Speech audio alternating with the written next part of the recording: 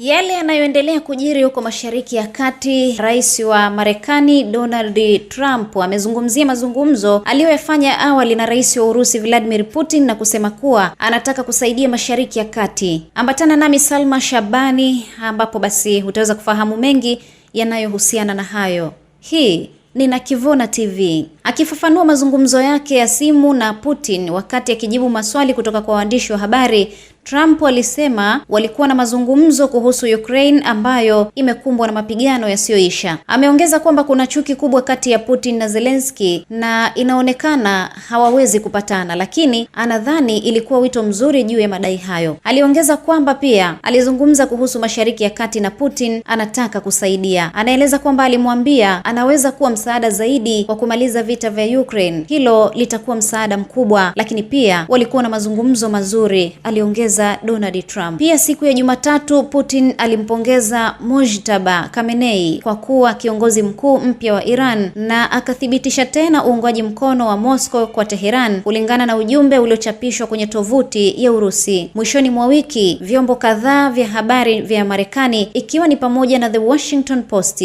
The New York Times na The Associated Press vilinukuu maafisa wasiojulikana wakidai kwamba Urusi ilikuwa ikiipa Iran taarifa za kijasusi zilizosaidia kulenga wanajeshi na mali Mashariki ya Kati. Hata hivyo, Urusi haijathibitisha rasmi kwamba inaisaidia Iran, lakini imelaani mashambulizi hayo dhidi ya Iran ikiyaita hatua ya kizembe. Kinadharia, kuisaidia Iran kushambulia maeneo ya kimkakati ya Marekani kunaweza kuathiri uhusiano wa Urusi na utawala wa Trump. Marekani na Urusi zilikutana mara kadhaa mwaka huu kwa mazungumzo yenye lengo la kukomesha vita nchini Ukraine, mazungumzo ambayo Urusi Marekani itaishinikiza Ukraine. Wakati huo Rais wa Marekani Donald Trump amesema kwamba vita vya Iran vitaisha hivi karibuni bila kutoa maelezo yoyote kuhusu ratiba, lakini anaonekana kuondoa uwezekano wa kukomesha vita wiki hii. Trump aliongeza kwamba Irani itachukua Mashariki ya Kati kama Marekani isingeingilia kati na kwamba silaha nyingi za nchi hiyo zimeharibiwa bila kutoa ushahidi. Alisema kwamba vikosi vya Marekani pia vilikuwa vinalenga utengenezaji wa ndege zisizo na rubani za Iran na kudai idadi ya ndege zisizo na rubani za Iran ilikuwa ikipungua. Tehran ingezuia mtiririko wa mafuta kupitia mlango bahari wa Hormuz. Walinzi wa mapinduzi wa Iran wamesema leo Jumanne kwamba wataamua mwisho wa vita katika ukanda wa Mashariki ya Kati baada ya Rais wa Marekani Donald Trump kusema mzozo huo utaisha hivi karibuni. Marekani imesema maeneo 5,000 yameshambuliwa nchini Irani. Taarifa iliyotolewa na kamandi kuu ya Marekani CENTCOM siku ya Jumatatu ilionyesha kuwa jeshi la Marekani limepiga zaidi ya maeneo 5,000 nchini Irani katika kipindi cha siku 10 za vita. Wizara ya mambo ya ndani ya Bahrain ilisema mapema Jumanne asubuhi leo hii kwamba mtu mmoja aliuawa katika shambulio la Irani dhidi ya jengo la makazi. Wizara ya mambo ya ndani ya Bahrain ilisema mapema Jumanne leo asubuhi kwamba mtu mmoja aliuawa katika shambulio la Irani dhidi ya jengo la makazi katika mji mkuu wa Bahrain, Manama. Ripoti za awali zinaonyesha kwamba mtu mmoja alifariki na wengine walijeruhiwa katika shambulio la wazi la Iran. Wizara hiyo imesema ingawa Bahrain haihusiki moja kwa moja na shughuli za mapigano nchini Iran, nchi hiyo na nyingine za Ghuba zimekuwa zikilengwa tangu vita vianze. Siku ya Jumamosi, Rais wa Iran Masoud Pezeshkian aliomba msamaha katika hotuba kwa nchi jirani kwa mashambulizi ya Iran kote katika eneo hilo, akisema hayatalengwa isipokuwa mashambulizi yatokee katika eneo hilo. Mimi ni Salma Shabani. Hii ni runinga